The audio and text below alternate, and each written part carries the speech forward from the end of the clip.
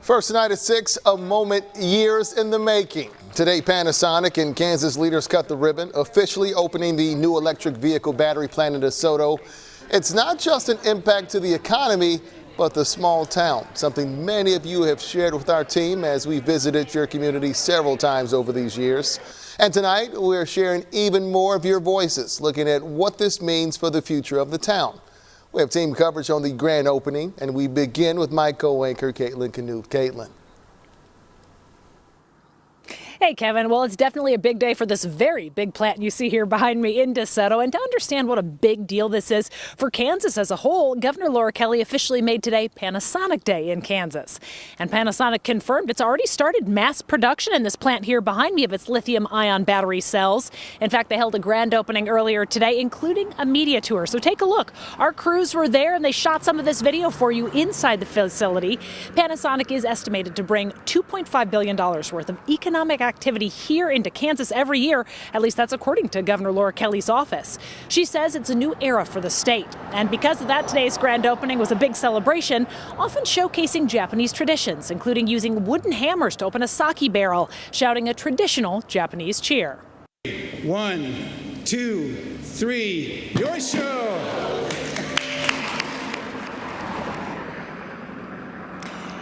So we're told the ceremony is meant to open happiness and prosperity and unity. Leaders there expressed the same sentiment, including Japan's ambassador to the U.S. Wish you the very best luck as well as every success in the years to come.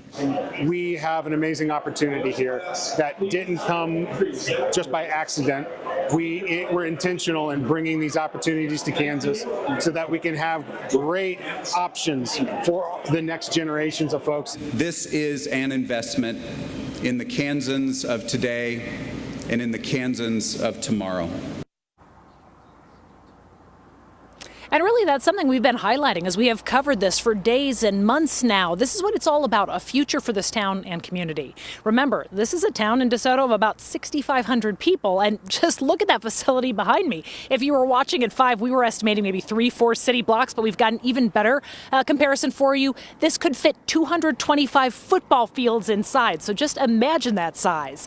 It's also expected to bring thousands of people here to DeSoto. KSHB 41's Caroline Hogan has the voices of those already living here about the future of their town. Not far from DeSoto City Hall, one of the biggest battery manufacturers is starting production. I'm Caroline Hogan, and I walked around downtown DeSoto to see how people are feeling about the big day. Folks can already see change happening. All of these townhomes are brand new. For business owners, it's exciting. Being a business owner, I can't argue with more rooftops. While others still have questions. I don't think I'll be able to handle the traffic. People don't want it. They moved here because it's a small town. But that change isn't top of mind for everyone in DeSoto on Panasonic's opening day. No, I went to the chiropractor for sore back. Other than that, it's a typical day. Loya Beery's family has owned the building where Bailey's Buy, Sell, and Trade has called home for about a century. And you have to take time and kind of see what's here because you aren't sure. The shop is a snapshot of the diversity in and around the area. So you look around, well, you know this person's this type. Then you look over here, oh, this person's really into glass. You know, you kind of see the different people. While everything's changing outside the store, this kind of slows you down and you look back in time to see what people liked. It's capturing the history of the town, one that Panasonic is now part of. We'll just have to wait and see what happens. Whether folks like it or not. I think there'll be positives and negatives all the way along, and we just learn to live with that. In DeSoto, Caroline Hogan, KSHB 41 News. Caroline, thank you. Of course, one of the positives that we have heard touted time and time again is that Panasonic has promised to bring 4,000 jobs to this area.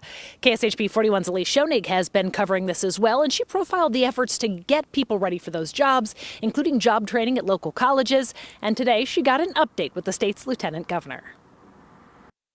1,100 people have already been hired here at the DeSoto plant, and they're on track to hire 4,000 when it's all at full capacity. The Panasonic EV battery plant is up and running in DeSoto. I'm Elise Schoenig, and I cover portions of Johnson County. In an exclusive one-on-one interview with the Panasonic president today, I spoke with him about production timelines and the EV industry as a whole. Panasonic North America President Alan Swan says one production line is done.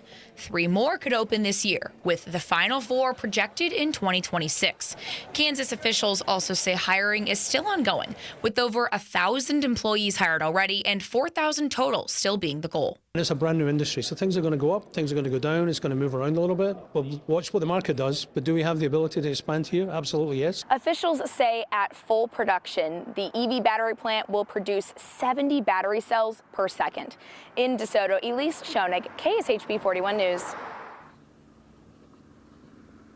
Elise, thank you. And with all these promises and the expected impacts, there also comes a lot of government accountability. KSHB 41's Alyssa Jackson takes a closer look now at what's at stake.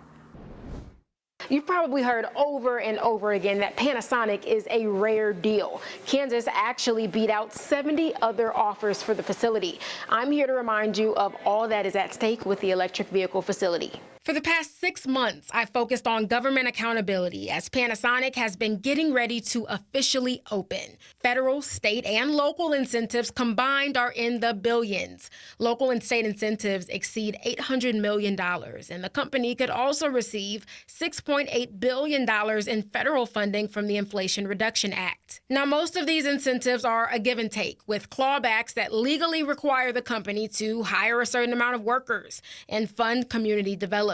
Many of those projects we've seen discussed, completed, and in progress over the past few years. That includes a fire station, a new water tower, road improvements, and funding to support public safety. So what obligations does Panasonic have to meet, and what are the contractual consequences if they don't? I'll explore all of that at 10 o'clock. Alyssa Jackson, KSHB 41 News. All right, so more to come on our air and more to come here at this plant. If you're kind of driving by, you might notice there's scaffolding on the outside of the building. That's because, as Elise was telling us, they're still working on getting everything finished here. So yes, it is up and running. Yes, they're manufacturing some of those lithium batteries, but they only have 1 line going, with the goal being 8 eventually. They have 1,000 employees now, with the goal being about 4,000. So it's kind of a slow rollout. That's how we put it, at least at 5, but could have big, big impacts. And again, this isn't something that we're just covering today. We've been covering this for some time. Olivia Acree in the mornings, Elise Schoenig, you heard from Caroline there, you from Alyssa. So we've had a whole team covering this. If you want to see all of our comprehensive coverage of how this could be impacting not only this community, but the viewing area at large in the entire state of Kansas, really, go to our website, kshb.com. You'll find all of that information there. Reporting in DeSoto, Caitlin Canute, KSHB 41 News.